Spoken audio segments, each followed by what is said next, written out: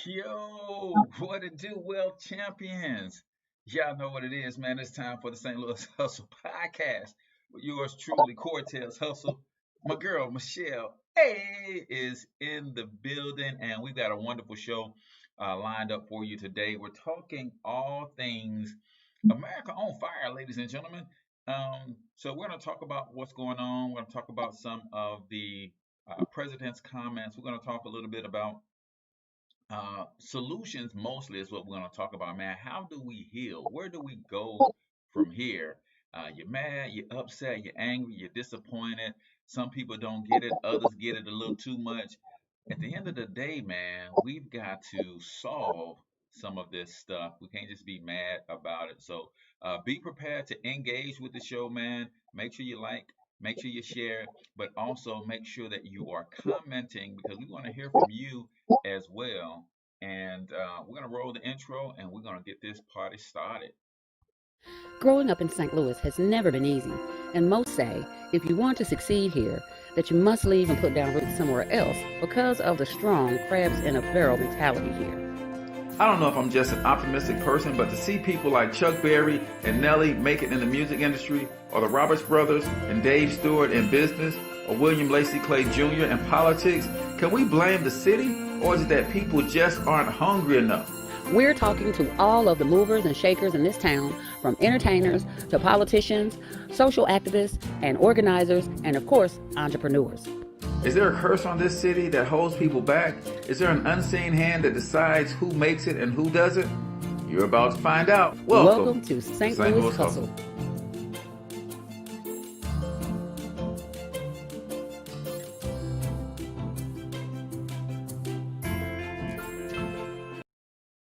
All right, ladies and gentlemen, welcome back to the St. Louis Hustle Podcast. I am your host, Cortez Hustle. That is my co-host, Michelle A. And we're coming to you live and direct from the Monetize My Life studios here in St. Louis, Missouri. Listen, ladies and gentlemen, if you have not gotten your copy of the book, Monetize My Life, 4 incredibly simple ways to turn your passions into profit, I want you to have a copy absolutely free. All you got to do is go to monetizemylifenow.com. You cover shipping, and the book is yours. Michelle, an event-filled weekend. What's going on? Oh my God. First of all, if you want to know what I'm doing, I'm over here monetizing my life. That's what I'm going to say from now on. Whenever we come out of the break, whenever we come out of the info and I'm not prepared, I'm monetizing my life. You monetize your life. There you go. That's what you do. That's what I'm doing. I'm monetizing my life. Good, good. Get the book. Okay, so there's so much going on. So we have to start from the rooter to the tutor. That's what we're going to. So first, let's take care of the business first, because I get wrapped up in everything. I get so emotional. So we have to start from the top, so we don't get out of order, so we don't get out of sorts with this thing. So start with the numbers, start with the COVID and everything, because for once, COVID is not the #1 leading thing that we're gonna talk about. That's right. COVID is on the run. COVID is on the run. That's what's happening with COVID. COVID running for his life. COVID has left the building. COVID was like, you know what? COVID has left the building. COVID was like, y'all can have this. I'm out of here. COVID. So the numbers real quick. St. Louis or Missouri is at 13,000. Illinois, 121,000. Interesting blend of information, because really what's going on in current events is still kind of blending with the whole COVID thing. Y'all need to set out somewhere. For real. Shout out as always to our first responders. Again, first responders, both situations are blending. Okay, both situations are blending. So shout out to our first responders. I had an opportunity to buy lunch for dinner, I guess, for a first responder yesterday. So shout out. He's my new homeboy, Nick. I don't really know his name. I'm gonna just call him Nick because he looked like a Nick. He got with blonde hair and blue eyes, and not that all white guys with blonde hair and blue eyes should be named Nick. He was really cute, and he looked like he could be a Nick. So I'm gonna just call him Nick. But I'm gonna call him Nick. He looked like a Nick. But I bought him dinner yesterday. It was a quick trip. And you know me, if you know me like you know me, I've been looking for opportunities to bless people. So I finally saw first responders. Like, y'all kind of hard to find sometimes. Like, I don't know why. I don't run up on the police. Well, I don't always run up on the police. I used to did when I had warrants, but I could now because I don't have warrants no more. So y'all, Okay. when I see police, I'm gonna run up on y'all because I don't have warrants no more. Anywho, but so I ran up on Nick and I was like, Nick, I'm inviting you to dinner. And he's like, no, you can't. No, it's okay. You don't have to. I'm getting stuff for other people. I was like, Nick, let me buy you stuff. And me and Nick spent like 45 seconds in line holding up because he didn't want to let me buy him dinner. And so anyway, I won because the guy at the restaurant was like, look, now I already put the man's dinner on your bill. Just come on, pay. Nah, I won. So I bought the dinner.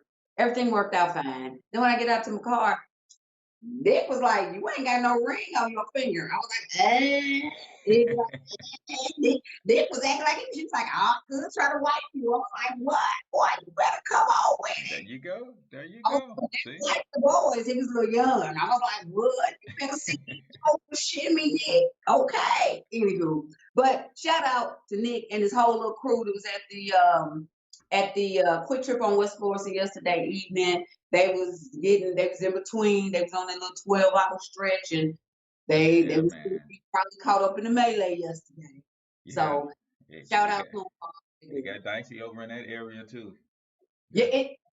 it really did. It really did. So just if you are a first responder, no matter what you're doing on the front lines, just hats off to you, for just everything you do and just the shifts, long hours that you work and just really being in the thick of it. Especially, I'm gonna say this, shout out to all of y'all, but the ones that have to be in the midst of things like that are going on when people are shooting and doing all that they were doing, like what's going on now, and you Yeah. don't have weapons, but you have to be in the midst of to respond, right? Yeah. The paramedics and such, firefighters, And that's crazy because, or like you active. said, the first line has gotten longer, right? It was a COVID first line.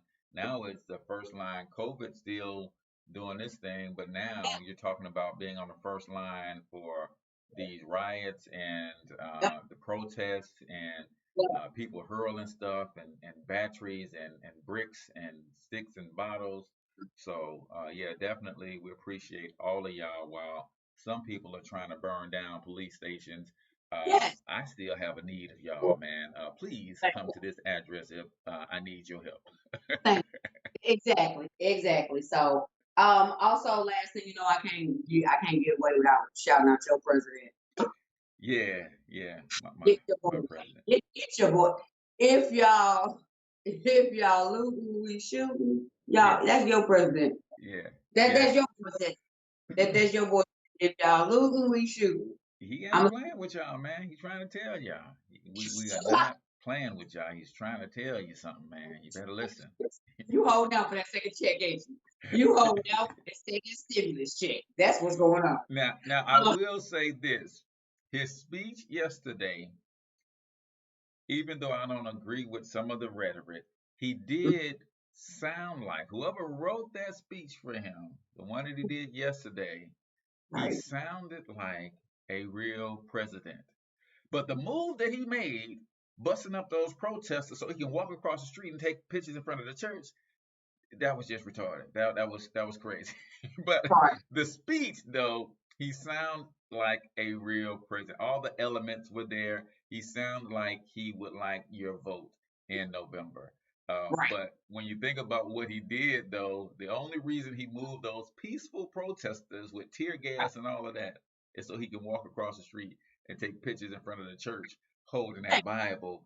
And he looked like he was scared to death. He didn't know if he's about to get struck by lightning, holding the Bible in front of the church. Right. Um, he is he's so full of buffoonery. It just, oh my God. He looked like he would get struck by lightning and Skittles would fall out. Taste the rainbow. Right. Taste the presidential rainbow. You don't know what's coming out of him if he get hit by lightning. It'd be entertaining to see. Sorry, Lord. Okay. Um, and this is my last little shout out. The guy there, I'm gonna shout him out because he did it first. Mm-hmm. The sheriff in, I'm looking at my notes because I'm cheating. The sheriff in Michigan, Johnny Franklin, the sheriff in Michigan, Mm-hmm. that he went out there amongst the protesters and he was like, "Hey, you know what? I'm coming out of all of this." And he went out there and he joined the protesters and took off his riot gear and he walked with them. You know, he didn't try to, you know, bust them up. He was like, "Let me just march with you," you know. And he took a situation that could have gotten out of control and could have gotten rowdy, and he won the people over. And he marched with them, and he took a situation and made it more peaceful, and won the people. You know, and he showed the people that he cared. You know, and it just was an amazing show of triumph. It was an amazing show of spirit. And he connected with those people, as he says, quote unquote, it's about connecting heart to heart. It wasn't about a show of force. It wasn't about a show of authority. It was about connecting heart to heart. And there were so many examples of, and only because I heard this term, white America, there were so many examples of people that were stepping forward saying, what can we do? Because, yeah, we didn't have to. This jack off did some ignorant crap. Yeah. To make it better. What can we do? And I respect that. I respect that. The sheriff in across the water here, he did the same thing. He marched with people arm in arm yesterday. Was it St. Charles? Gotcha. Yeah, and I think that is the beginning of the process, right? Because I think one of the things that's gotten people so angry is that they feel like their voices aren't even being heard, right? Yeah. And for you to, especially on the president's level, come on now, it took him 7 days to really come out and say something other than a tweet that actually caused a lot of inflammation into the situations. Yes. You know, I think that's where it all begins, is saying, hey, I hear you, I see you, you're hurting, let's dialogue. But when you refuse to do that, then you have the Mr. Hyde come out at night, because you notice that that's what's going on in the protesting, right? It's the Dr. Jekyll and Mr. Hyde. It's Dr. Jekyll in the daytime. In the nighttime, Mr. Hyde comes out, and it's not funny, but I think what I heard from some of the pundits on some of the national news stations, they were upset that these are coordinated attacks, and they were like, without doing, where was your intel and your due diligence?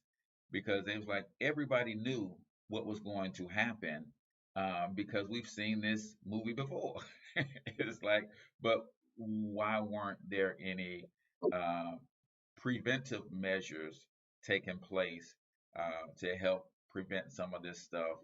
And then when you show up, you're showing up light in terms of the amount of force that you're showing up with, and you can't do nothing because it's like 3,000 against 12 of y'all. So you sit back and you just basically look like you're allowing this stuff to happen, when I know it's not that you're allowing it, but you wasn't prepared. And I think that's what we're going to get into today. So on the other side of this break, man, we're going to talk solutions. What can we do? Shout out real quick to Mary Evans for tuning in on Facebook. Jonathan Jones is on Facebook as well. Jeremy Phillips, welcome to the show. And it looks like Melissa is also on one of our sister stations or our syndication pages, A Where You At page. So thank you guys for tuning in. We'll come back on the other side of this break, man.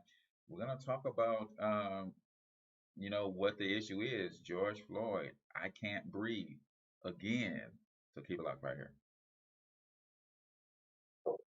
St. Louis Hustle Podcast is brought to you by Reggie the Lion. Go to reggiethelion.com to grab yourself a copy of the coloring book and keep up with all the latest developments of the dog and everything that Reggie the Lion is planning to bring to our children. Also, check out officehuddleprint.com. All of the graphic designs that you've seen for the St. Louis Hustle podcast are courtesy of Office Huddle Print Shop. Our good friends helped us with logos, flyers, thumbnails, even our merchandise, courtesy of officehuddleprint.com. St. Louis Credit Repair Institute, get your credit in the right order. STLCreditFix.com. They average 50 to 150 point increases for over 100,000 customers so far, and you can be next. STLCreditFix.com. The St. Louis Hustle Podcast is a copyrighted production of iHustle Media Group.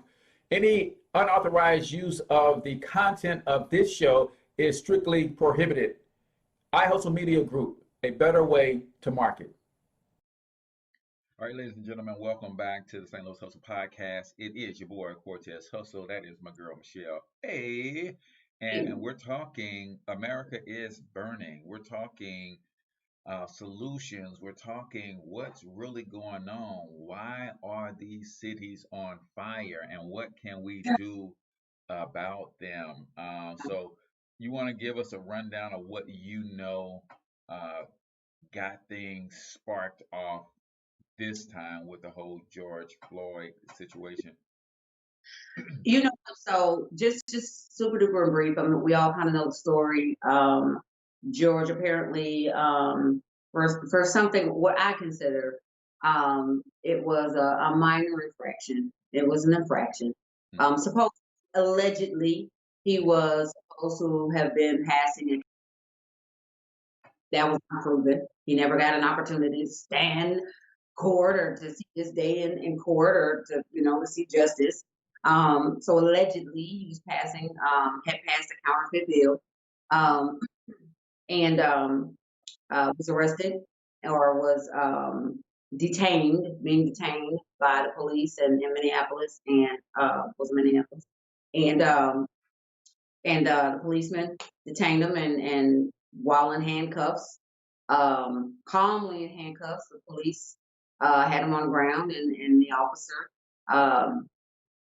put his knee in the man's neck, and for a total of a little over 9 minutes, had him forcibly detained with his knee in his neck, and he said over and over again for those 9 minutes that he couldn't breathe, until the man basically passed away. And we've seen it over and over again. And we've seen this over and over and over again over the years with different police departments across the United States, where they've used force too great for the situation, and it leads us to believe, like why, number one, why is it happening? Why are they using such great force when it's not needed? Why? There's so many whys. For me, there's so many questions, and I'm sure it's another episode. I would really, really, really love to have a cop episode. I would really love to get into a cop's mind, not necessarily from a negative point of view, but to really have great dialogue with an officer to dive into what's the breaking point in a cop's mind, or what they may believe is a breaking point in a cop's mind, where that turning point could be, psychologically, where they abandon that rule, because there's got to be a breaking point, whether it be black or white, what that is. I believe a lot of it is racist. But I think there has to be an I don't care thing in there too. There has to be an abandonment for the law. There has to be a I don't care about my job thing in there too. Has to be. So that's a whole other thing. So that's kind of where we are. We were talking about this a little bit before the show, and Cortez and I, and my new crush is Killer Mike. Is my new crush. Now I don't know if Killer Mike, he is. I don't know about that guy now. He didn't become my new crush, and he is hot to me in a brother man from the fifth floor kind of way. Okay, I don't know what it is, but man, and a brother man from the fifth floor kind of way, he kind of hot. Now I done seen him all over the news lately, and he done got my goat. Yeah, yeah, Anyway, I just want to chime in on the, it has baffled me for years, other than, white supremacy and racism. mm, There can't be another explanation because if you're a cop, then you have on bulletproof vests, you have the weaponry, you have the upper hand. And then we've seen time and time again, not only, people being killed, but to be in handcuffs. Michelle, mhm, I don't know if you've ever been in handcuffs before. I've had that experience a time or two. yeah, And even if I was in handcuffs and I was being belligerent, I was irate, I was resisting, if yeah, you just stood back for a minute, um, there's not a whole lot I can do in handcuffs to cause you harm. Uh, yeah, you can't even run with any sense of balance in handcuffs. So absolutely. if you were trying to run from me in handcuffs, Michelle, I probably could speed walk and keep right up with you, Seriously, because because it's hard to run without the balance of your arms swinging at your absolutely. side the way that we do. So it's I think something clicks in the mind of the officers during that time. And when I watched that video, Michelle, I think what clicked in this guy's mind was the other black guy who was screaming at him from the sidewalk. And he knew he was doing the wrong thing, but it's almost like, I'm not going to get up because I feel you're telling me to get up. If I get up, it's like you checked me. So, Yeah, no, I'm not getting up. And it's like, yeah, but you should have gotten up. And then this is where the other officers. Now, what's funny is when you saw the first video, you had no mhm, idea that there were two other officers yep, holding them down. I'm just thinking it's just this one officer with his knee in his neck. There's two other officers, and then of course the Asian officer just not doing anything and at they're all. Just watching this pose is what got me. yeah, yeah. With his arms folded, and then just standing there, just almost as if the condonement, Hmm. the his posture, for a moment, arms folded, and then his hands at his side, almost with condonement, like, yeah, Yeah, this you're what we do. This what we him. do. Yeah, it's going down. You can't do Yeah, nothing about it. That's yeah, yeah. Like like I got you. Like, yeah, like nothing's gonna get you're doing it. Go ahead. And it that I think that's the thing that gets me. And that's where I was going with the before I got sidetracked on Killer Mike. Sorry, Lou. Um, he used the term murder porn, right? And because the news kind of kept playing it, playing it, and playing it, and playing it, and playing it, and playing yeah. it. And after a while, right, because it began to affect me in such a way because that's a man's life. We're showing this man's life leaving his body on television, right? Hmm. Like, we're after a while, and I hate, and I'm not in a disrespectful way, but after a while, we're almost uh, glamorizing this man's death. Like, he literally is dying on television, Yeah. and Yeah. it's real life. This is not movie. This is not a video that's being trumped up. This is life, right? That's Hmm. reality. His life is leaving his body, and it's everywhere, over and over and over and over again. And Yeah. it began to sicken me. And it was he used that phrase, murder porn. Yeah. That's pretty much what it is. So And our first question for those of you who happen to be checking us out live on Facebook and or YouTube, um, should there be better psychological evaluations for our officers. And we've got a lot of questions for you today, so you kind of got to put the question in your answer so we know what you're responding to. And if you happen to be listening to the podcast, just always remember you can always watch the podcast live at stlhustlepodcast.com, or you can catch us on Facebook and YouTube. Should there be a better new and improved background check for officers to even be allowed to serve, right? Because we know a lot of them have military backgrounds. Yeah. And I love that it's a place for military veterans to come and have a place of employment, but we Right. know what war does to people. Uh, so to have people come and serve in a public facing capacity such as law enforcement without Yeah. some better psychological evaluations. And what's funny, I have a friend that I've been working with in business for the last 4 years, 5 years, and she was a cop here in St. Louis, moved to Atlanta, and she had been denied employment like 3 or 4 times because of the psych eval. And I'm like, why can't she get a job while all of these other uh, people who should not be on the force, when you look into their background, you're like, oh, they did what?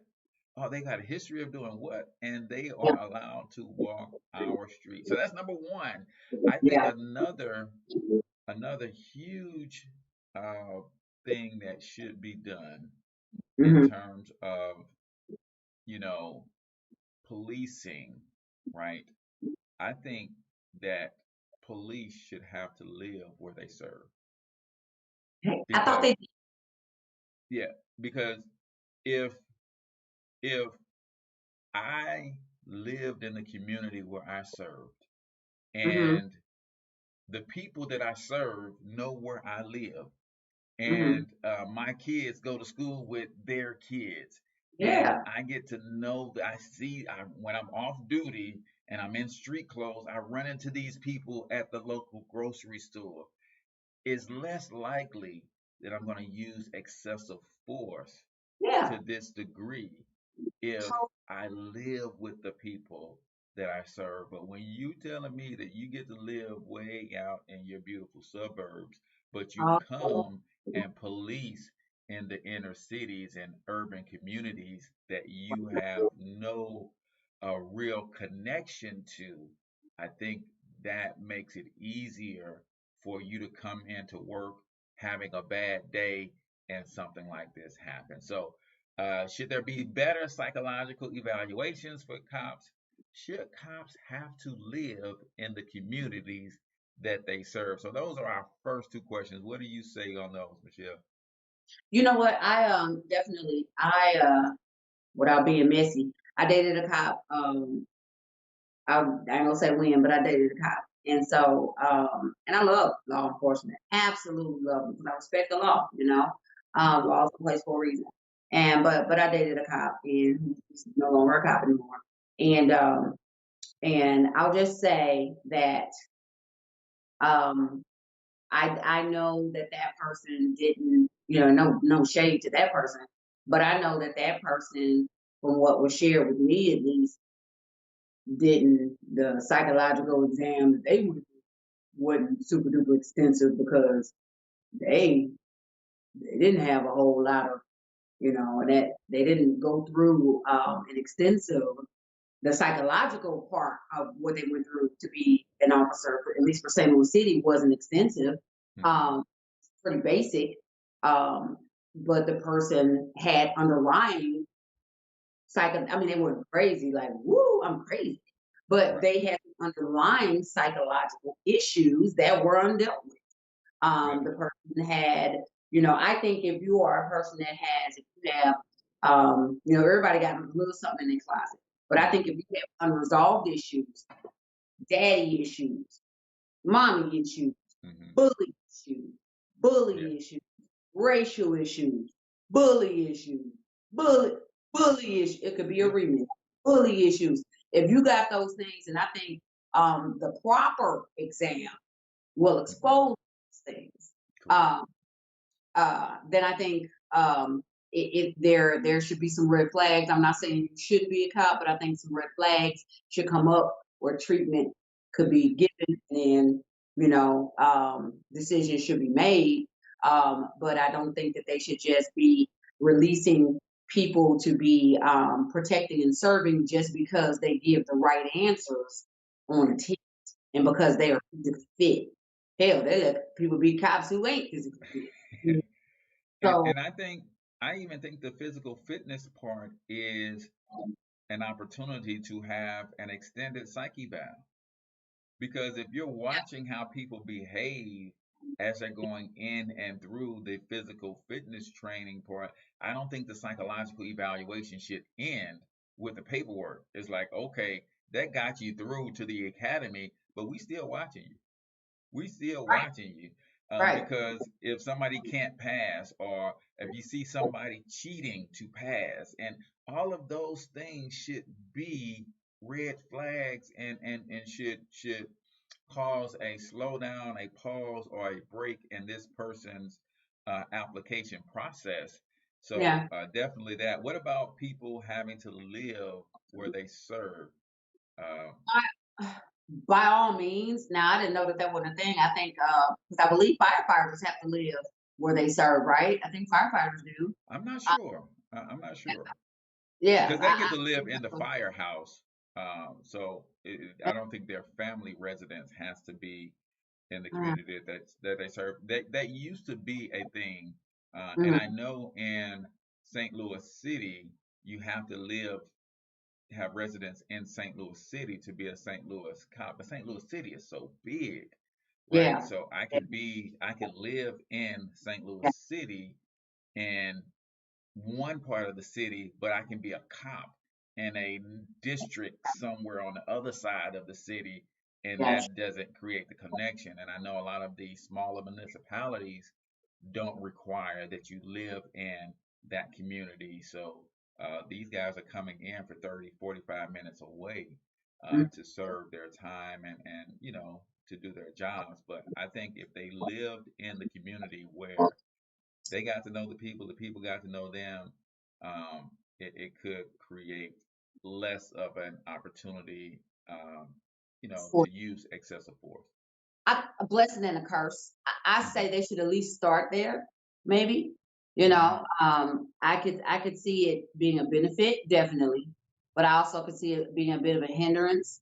Um, I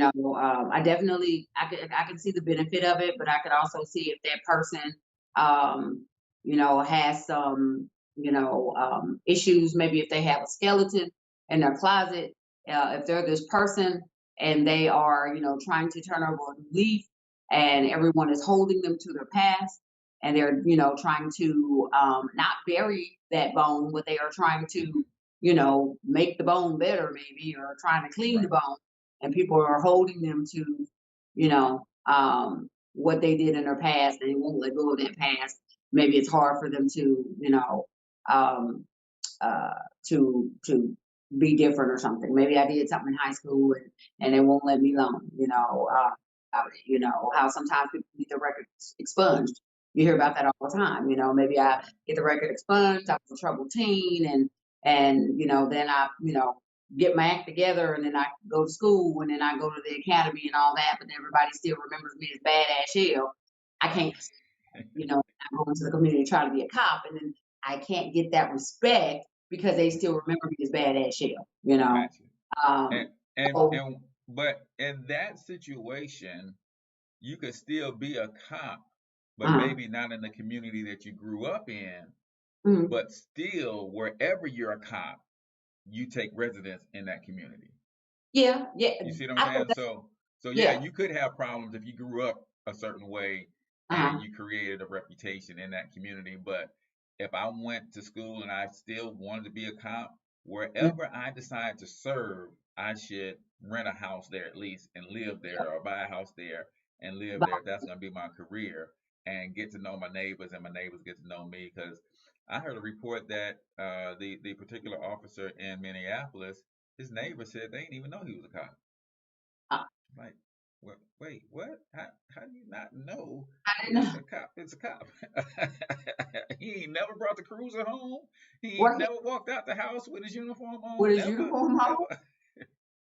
So They, there's some conspiracies floating around this whole deal as well. But when we come back, guys, we're going to talk about solutions. I think all solutions are economic in nature from yeah, where I stand. but a lot of times we don't know how to get there. So Yep. I'm going to propose some of the things that I think can be done to help us get to a place economically to where we can curb a lot of this stuff, because a lot of it is happening because of our current socio and economic state. So we're going to talk about that on the other side of the break. So keep it locked right here. I have done 2 prior Longevity Better Health Now challenges. I decided this time around I needed an extra push. A good thing to remember is 32 pounds is the weight of my 3.5-year-old son, and I am not carrying around a 3.5-year-old basically. I'm a mother of 4. I just want to see how healthy I can get so that I can be around for a while. It's pretty amazing whenever you're excited to get on the scales every morning and see what the numbers are instead of dreading it. When I went to convention last year, the day of the 5K, this lady, Merle, came across the finish line. She was visually impaired. She was blind. From this day forth, I said, I'm changing my lifestyle, and I'm just going to be a whole new me. I was out of control. I really let myself go. And I thought, okay, who loses 12 pounds in a week? I'm like, this is such a joke. But it happened, and it happened again and again and again. Anybody can do this. If I can do it, you can do it. Leading up to today has been a whirlwind, but I feel amazing. Everybody makes you feel really awesome when you come here too, so it just kind of like heightens your excitement about everything. I feel so much better. If I could help just one person be able to do that for their life, then it'd be worth it all. I feel amazing. I can't believe how far I've came from last year to this year. I have kept my weight off within 2 to 5 pounds, which is a complete miracle. Let's go!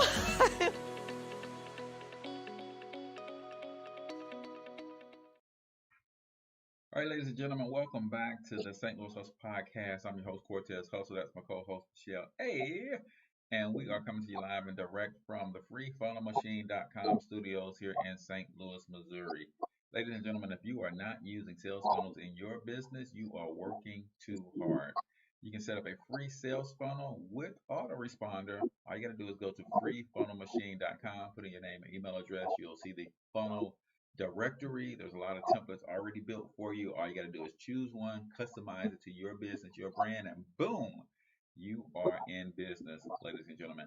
So we're talking America is burning, right? What in the heck is going on? But we want to offer some solutions. We got 2 questions that we pose out to our live listening audience on Facebook and YouTube. And answer me this: should there be new and improved psychological evaluations for our officers to even become an officer?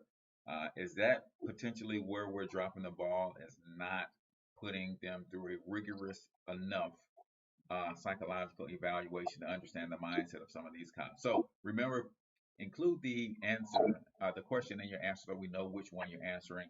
Then the other question is, should officers have to live in the communities where they serve? Should officers have to live in the community where they serve? So we've seen this movie before, especially here in the St. Louis area. We had little less than 7 years ago the Mike Brown incident, right? And after the incident happened, he was never charged, and he got set free, and the city got set on fire. The same thing is happening today, but we are a week beyond the initial incident, and it doesn't seem like there's any signs of this thing slowing down, Michelle. No. I just wanted to, here's my thing, and I'm going to try not to do a rant on this. You have to bring me back because I've been ranting. However, here's my opinion on this. I believe that I think we kind of get played a little bit, right? We're having these peaceful protests in the daytime, right? Because I think the peaceful people are doing it, the right way. We're out here, we're protesting, we're marching, and we're making our voices heard. We're doing the right thing, right? We're doing it. and then something, a changeover is happening at night, right? And I kind of think that there's a wolf among us. I think there's a wolf among us, and I hate to get on the conspiracy bandwagon, but I do think that there are these little cell groups that pop up in situations like these. They pop up in different cities. These I'm not gonna go on like our president and call them terrorist groups, right? But they are these right wing activist groups. These groups. One of them is Antifa. These other extremist groups, right? They pop up, and what they do is they kind of blend in with they. And I hate, and I'm not picking on millennials, right? But they blend in with younger with the younger crowd, and they blend in with the Xers, right? With the Xers and the millennials. Right. They blend in with that genre, and they get them hyped up, right? And they get them so hyped up, and they do the majority of the work. They get them hyped up, and they do the feeding of the work, right? They do the majority of the work, I believe, as far as like, not bombing, but they're throwing the fireworks and the setting stuff on fire. But they're also getting some of these younger folks that have all of this emotion and balled up energy, and they don't really know what to do with it.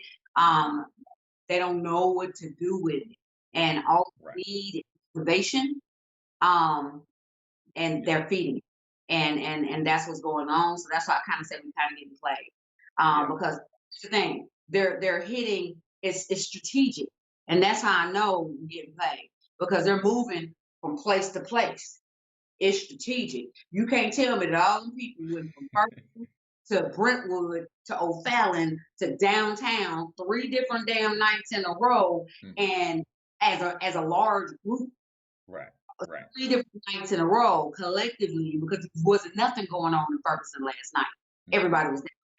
Yeah. And they collectively left Ferguson and went to Brentwood. And collectively left there and went to O'Fallon. Right. That's organized. Yeah. Somebody is organizing those things, and I think you're right. You know what it reminds me of, Michelle? It reminds me of the Gremlins, right? You got cute cuddly in the day, and then you got green spike mohawk at night, going crazy. So who's feeding these gremlins after midnight is what's going on. And they are turning and changing on us. And you're right. I see. I can very easily see how it can happen, right? If I was in something like that and I saw protesters, all you have to do, it doesn't take long to figure out who's really mad. And you go and jump on their bandwagon, and you see them antagonizing cops, and you throw in an a man or two, and then that person gets more and more amped every time you throw in an a man, and then before long you're saying, hey, throw this at them, and you throw one, and all of a sudden it is complete pandemonium.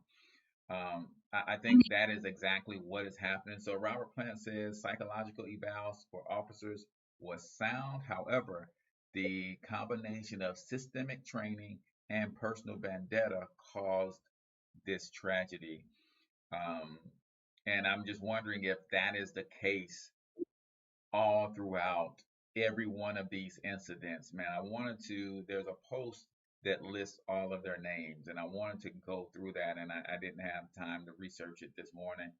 But can that really be the case with so many of these situations that happen time and time and time and time and time again? And okay, so we know that places are being burned, and stores and businesses are being looted. What now? What next? Right? Yeah. What could happen?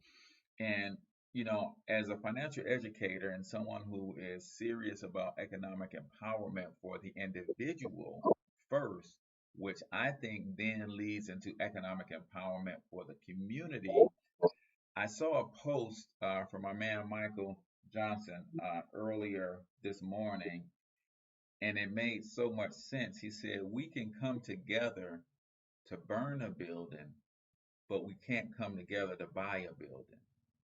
Right.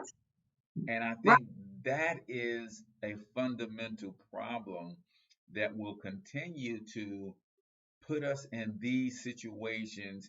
And my favorite saying is this, Michelle, until you own the communities where you live, you can't dictate who polices them.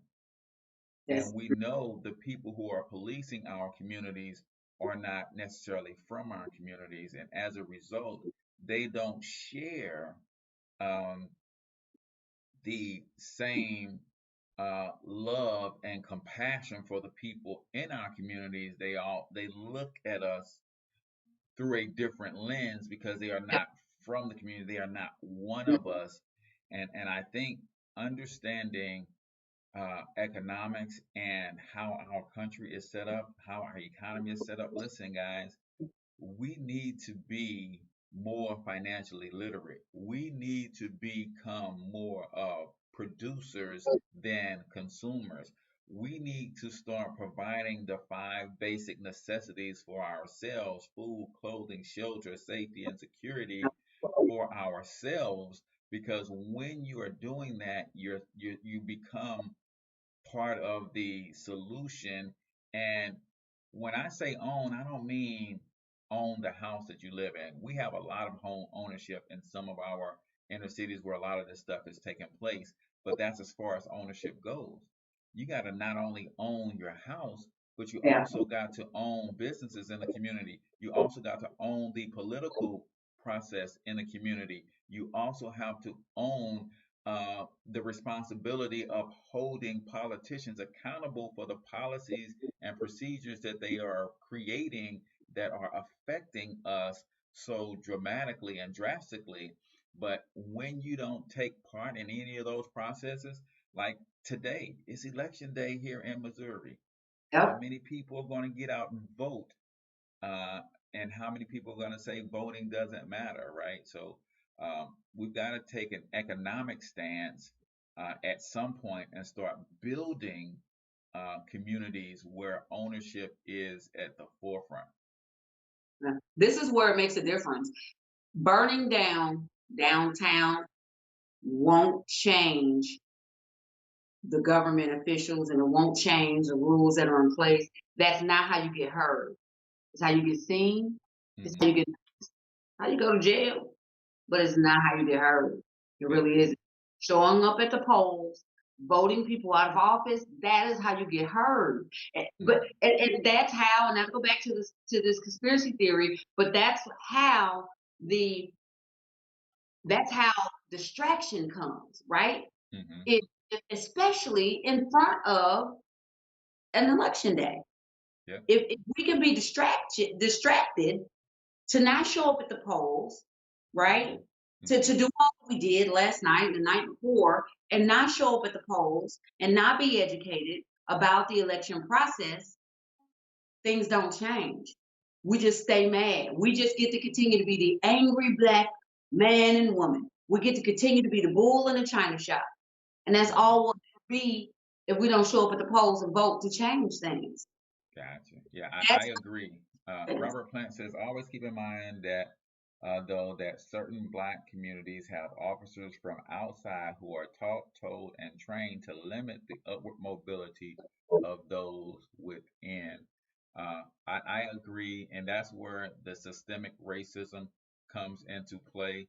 But that's why we have to own and control some of these processes, and it starts with owning and controlling the community. And when I'm talking community, I'm talking the economic power structure. I'm not talking about the neighborhood. I'm talking about the businesses. I'm talking about how the tax dollars are spent, having the right people in the right places. And if you look at what Dr. Claude Anderson breaks down in his 5-story building, he says And on the first floor is your economics. You have to build your businesses. You have to have revenue. You have to have trade. Then on the second floor, you take the money from the first floor and you buy your politicians. And any politician you can't buy, you rent or lease them because they've got to put policies in place that are going to serve you. And from that second floor, then you move to the third floor and you make sure that you own your police departments and your justice system. You have to own and control those things. You have to have the judges in a place that's going to make sure that they rule in favor of said community. And then from the third floor, the fourth floor is your media, right? Speaking of Got media, I want you to guys to remember this. Um, David McAtee, right, is a man in Louisville who was killed early yesterday morning by hmm a police officer. He was protesting. They said somebody shot, and he ended up getting shot and killed by either the local police or the National Guardsmen who returned fire, right? Wow. But the reason media is so important, this hmm happened yesterday morning at like 1 in the morning, Michelle. I watched a good bit of news yesterday on all of this. CNN, Fox, going back and forth, local news. Nobody talked about David McAtee being shot as a protester by the police who just so happened to not have their body cams on. Really? Yeah, yeah. Mm. So Imagine that. because we don't have or own or control any media, that story didn't get told. I'm several hours yesterday. I'm just trying to get caught up to speed because I don't watch a whole lot of this stuff, man. I'm busy building. So I don't watch a whole lot of this stuff, but I wanted to get caught up and see what was going on. And Right. I see an article this morning come up and it's like, this happened yesterday. And then I looked into it. I was like, no, it really happened midnight Sunday. So it should have been in the news In the feed, in the news. news cycle all day It yesterday. should have been. It should have been. But you know why it's not? Because at this time, you can't say another black man got killed by police while protesting. So they're owning and controlling the narrative. So Dr. Claude Anderson said we've got our own media because when you don't own media, not only can you not communicate, you can't communicate means you can't organize. And when you can't organize, you can't mobilize. And that's what we're seeing with some of these factions that are doing a lot of the rioting and looting is they are obviously have some system of communication. They're able to organize and they're mobilizing to the cities where the unrest is and the biggest protests are happening so they can get right in with the peaceful protests and then they're turning those peaceful protests to something else. And then the last story of that building, Michelle, is hmm education. Now, a lot of people think that education should be first. Right. No, you got to understand. If we don't have the first four floors of that building laid out, what are we educating people on? True. That's But true. when you lay out your economics, you lay out your police and your justice, your politician, your police and your justice system, your media, that creates your culture. Then Right. you educate your people on said Right. culture. There it is. There it This is. is There how it is. our economic system works. This is There it how is. our political system works. This Now is you how have. our justice system works. This is hmm how our media system works. And this is why we're educating you on all of this stuff Yeah. so you can find a lane and play your part in this whole hierarchy. And that creates community. And we need to start owning and controlling our community. That's how you do it, man. And Dr. Claude Anderson has been screaming this for 40 years, laying out the blueprint for 40 years. So that was my little rant for today, man. I know we're getting close to the end of the show. Um, what are some other things that we could be doing? ladies and gentlemen. Appreciate Robert Plant for engaging this morning.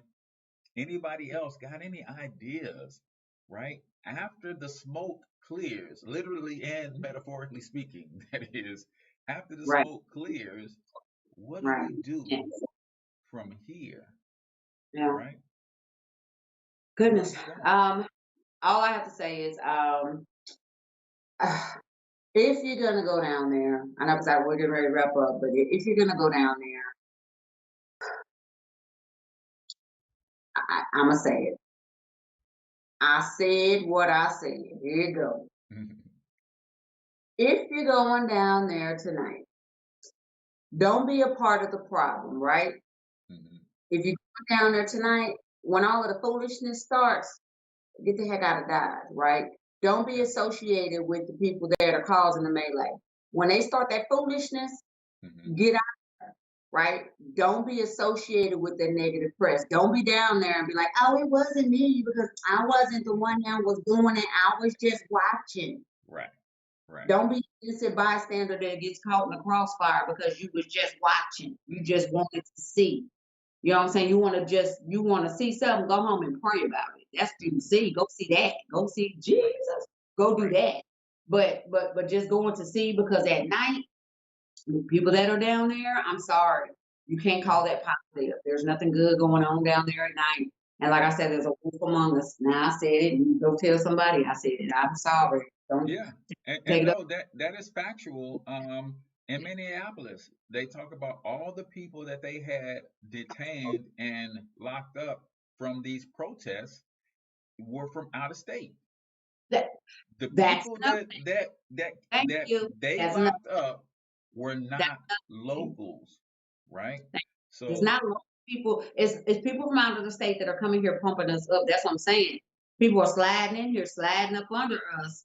St. Louis is not a dumb city by any means. We are yeah, smart people, and that's what I'm saying. We are letting these people come from out of town, pumping us up, juicing us up. Consider who you're talking to. Look at who you're talking to. That yeah, person, that cousin that you ain't never heard of, that just slid in from here, from Atlanta, or from slid in from Kansas City, or slid in from somewhere else. You ain't heard from them and you don't know when. Or this person, oh, that's so and so, he seemed cool. yeah. But that negative rah-rah stuff, come on. Yeah, and you know why you are there, and you standing next to somebody with a brick in their hand, that Come on. tells you why they are there. Right. So that's what's happening, ladies and gentlemen. Is there some Not, serious issues going not, on in our community, in this country? Absolutely. Can I tell another grown person how to express their anger, their frustration, their feelings? That my official stance is I can't tell another person how to express their emotions, right? Remember you a kid and you step on your brother or your sister toe and they be like, oh man, that hurt me. And first thing you say, oh, that ain't hurt. How you gonna tell somebody how right. they feeling? Right. So I can't tell you how to Yeah. express your feeling, your anger, or your frustration. Right. However, I do know at the end of the day, that's not solving for X, Right. right? You know how I know? Because ain't the first time that we burned the city down. This ain't the first time that we rioted. This ain't the first time that our peaceful protests have been infiltrated by people who mean to create a bunch of chaos so Thank that they can get their agenda served. Thank you. Thank You you. know, That's exactly what they're doing, serving their own agenda. And the virus is still out there. And you still out there infecting people. And you still need to be quarantined. You out there with that foolishness with no mask on and you're coming back to work right. infecting folks. I'm back in the office now and I ain't trying to because I'm back in the office and folks down there protesting with no mask on. Uh-oh, something happened with your microphone, Michelle. Listen, now this is funny. Now we gonna know if Rona is real or not because all of these protests happen and ain't nobody practicing social distancing. There should be, now I don't want to see this happen, but there should be a spike in new corona cases because everybody went out and started fraternizing one with another. If we don't get no new cases after millions of people were huddled up and protesting, screaming with a mask off, then we'll know what Corona is really about. But ladies and gentlemen, that wraps it up. Brother Robert says, hey, continue to the conversation. Tiz and Michelle, appreciate you for tuning in. Ladies and gentlemen, the conversation doesn't have to stop here. If you're watching this on the replay, let us know your thoughts in the comments, man. We're going to continue to do our part to try to encourage solutions more than the replay of the problem and the outrage. What are we going to do to build, ladies and gentlemen? That is the ultimate question. So, till we talk to you next time, once you get your money up, because you absolutely can do it, but more importantly, you deserve to do it each